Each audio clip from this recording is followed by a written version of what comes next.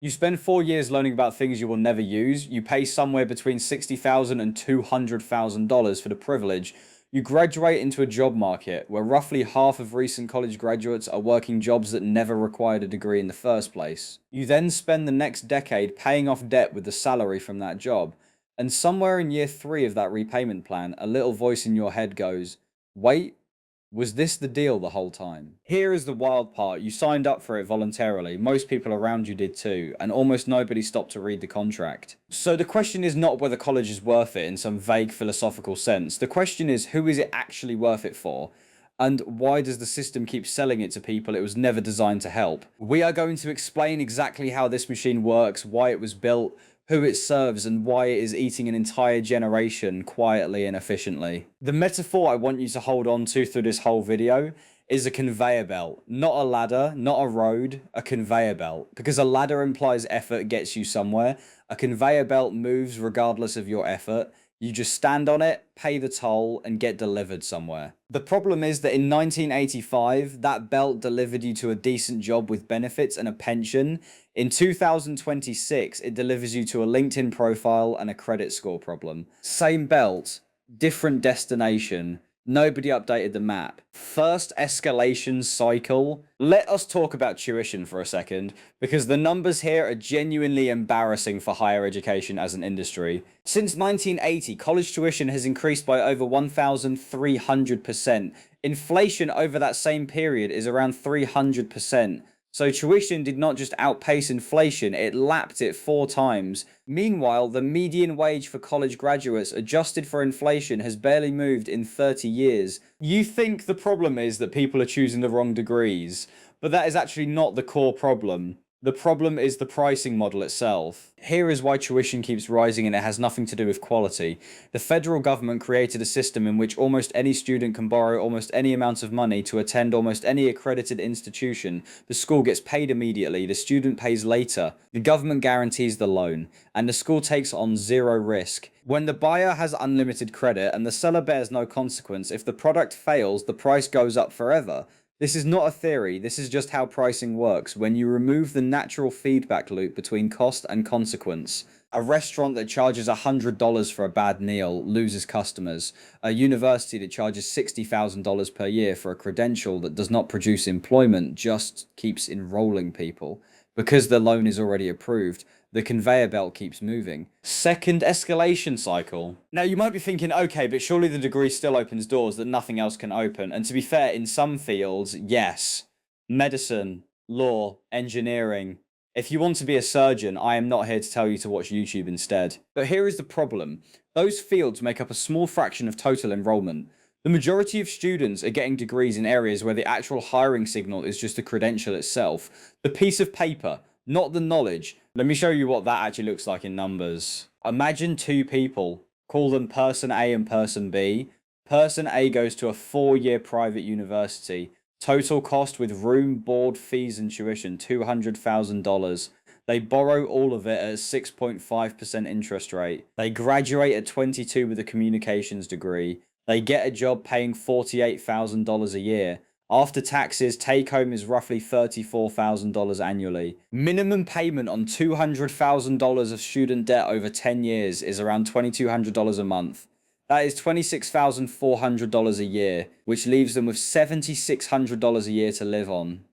Which is not living. That is financial survival cosplay. Person B does not go to college, they spend the same 4 years doing something else. Let us say they get a trade certification in year 1, cost around $12,000. They start earning $42,000 a year at 20, no debt. By 22, they have 2 years of income, minimal expenses, and maybe $25,000 to $30,000 saved. They invest that into index funds or a small business or a rental property down payment. By 30, person A is still paying off debt. Person B has a functioning financial base. And I am not even being dramatic here. This is just math. The conveyor belt delivered person A somewhere, just not somewhere good. Comedic cutaway number 1. But what about the college experience? Yes, the college experience, the 2 a.m. instant noodles. The group project where you do all the work. The professor who reads directly from slides that are available for free online. Truly irreplaceable. I understand the attachment. Third escalation cycle. Here is where it gets a little darker. The institutions themselves are not run like educational organizations. They are run like real estate companies with a branding problem. The top 50 universities in the United States collectively hold endowments worth hundreds of billions of dollars. Harvard's endowment alone is over $50 billion.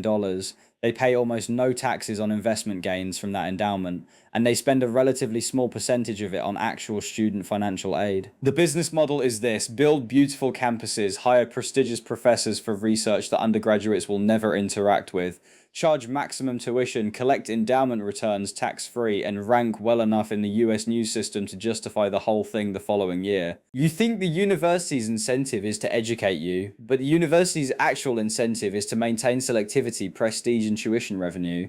Your education is the product they sell to justify the price, but whether that product actually works for you after you leave, that is not their department. Literally, there is no department for it. The conveyor belt does not care where it drops you, it just needs you to get on. Now here is the reversal. You think the scam is about money, but actually the scam is about time. Because even if you get a full scholarship, even if you walk out debt-free, you still spent 4 years of your most energetic, highest risk tolerance years optimizing for a system that was designed in a completely different economic era. 4 years where you could have been building skills with real market feedback, building a network through actual work, testing business ideas with low overhead because you have no dependents and no mortgage. That time has a cost. It is just invisible. And invisible costs are the most dangerous kind because they never show up on a bill. Fourth escalation cycle. Here is the part that most people miss entirely. The credential inflation loop. In 1970, a high school diploma got you a middle-class job. Then everyone got high school diplomas, so employers moved the bar to bachelor's degrees. Then everyone got bachelor's degrees, so employers started requiring experience plus a bachelor's degree. Now there are entry-level jobs posting requirements of 3 to 5 years of experience and a bachelor's degree for a $55,000 salary. So what happened? The population responded rationally. People started getting master's degrees to differentiate. Now a master's degree is becoming what a bachelor's degree was 30 years ago.